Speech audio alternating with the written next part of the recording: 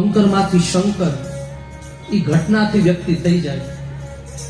અહીંયા જાંબુવાનજી પણ હનુમાનજી મહારાજને પોતાનું પરાક્રમ યાદ અપાવતા કહે છે કે તમારું અવતાર કૃત્ય છે ને તે રામકાજ માટે છે. જીવનમાં ક્યારેક વ્યક્તિને ધ્યેય મળી જાય કે મારું જીવન છે ને આના માટે જ થયું છે, અને ત્યારે વ્યક્તિ બદલાઈ જાય. જેને આપણે ટ્રાન્સફોર્મની વાત કરીએ છીએ, રૂપાંતરણની વાત કરીએ છીએ. કદાચ હનુમાનજી મહારાજ માટે છે ને આ ઘટના છે. આમ પણ અહીંયા બધા શિક્ષકો છે. જાંબુવાનજી છે ને એને શ્રેષ્ઠ શિક્ષક કહી શકાય, અને શિક્ષકનું પણ કામ છે કે the friend, philosopher and guide, કે વિદ્યાર્થીનું જે વિભૂતિ મત્વ છે એને સહજ ઉજાગર કરે. હનુમાનજીનું હનુમત તત્વ છે એ જાંબુવાનજી દ્વારા ઉજાગર થયું.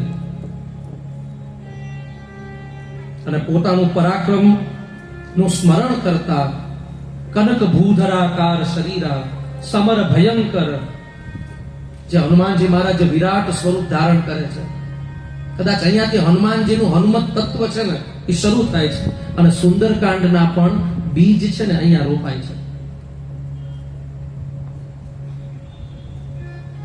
હનુમાનજી મહારાજને શોધ કરવાની હતી સીતાજીની. આમ પણ મહાપુરુષો સીતા છે ને એ શાંતિ કહે છે. શાંતિ એટલે કે સીતા. આપણે બધા પણ શાંતિ માટે દોડીએ તો છીએ. ઘણી વાર આપણા બધાની ચાહ છે તે શાંતિ છે, પણ આપણી રાહ ક્યારેક ખોટી હોય. શાંતિ બધાને જોતી છે, સુખ બધાને જોતું છે, લેकिन हमारी राह कैसी है? चाह तो सबकी शांति ही है.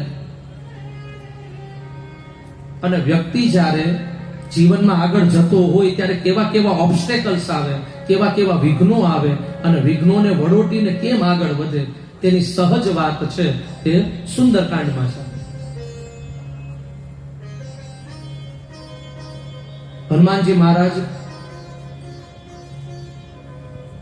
લંકા તરફ જતા હોય અને ત્યારે પહેલા જ આવે છે સુરસા નામ અહિન કઈ માતા. આપણે જે પાઠ કરવાનો છે સુંદરકાંડનો, એની અંદર આ જ કથા છે. આ સુરસા રાક્ષસી તો હોય છે, પણ દેવતાઓએ મોકલેલી હોય છે બુદ્ધિ માટે.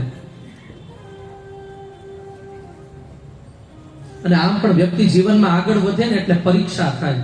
પરીક્ષા કરવા વાળા કોઈક ને કોઈક હોય જ તે, અને પરીક્ષાને વડોટવી પડે.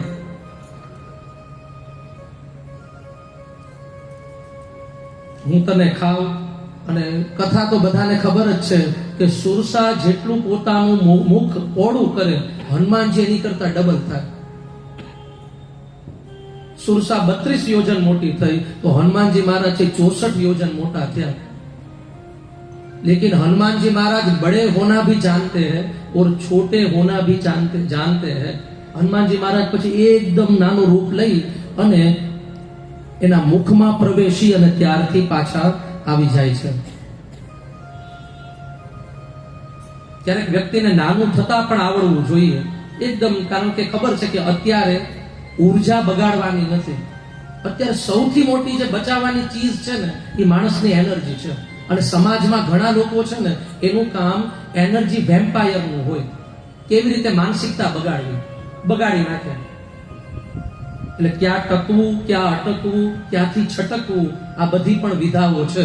અને હનુમાનજી મહારાજના આ પરાક્રમથી સહજ મળે કે અહીંયા કઈ બહુ એનર્જી બગાડવાની જરૂર નથી. Go head in your life, આગળ વધે છે. ત્યારબાદ મૈનાક પર્વત આવે છે. આ પર્વત ઉપર વિશ્રામ તો કરતા નથી, પોતાનો હાથ અડાડી હનુમાનજી મહારાજ આગળ વધી જાય છે. આ મૈનાક પર્વત એટલે કે ફેસિલિટીઝ, ભૌતિક સુખ.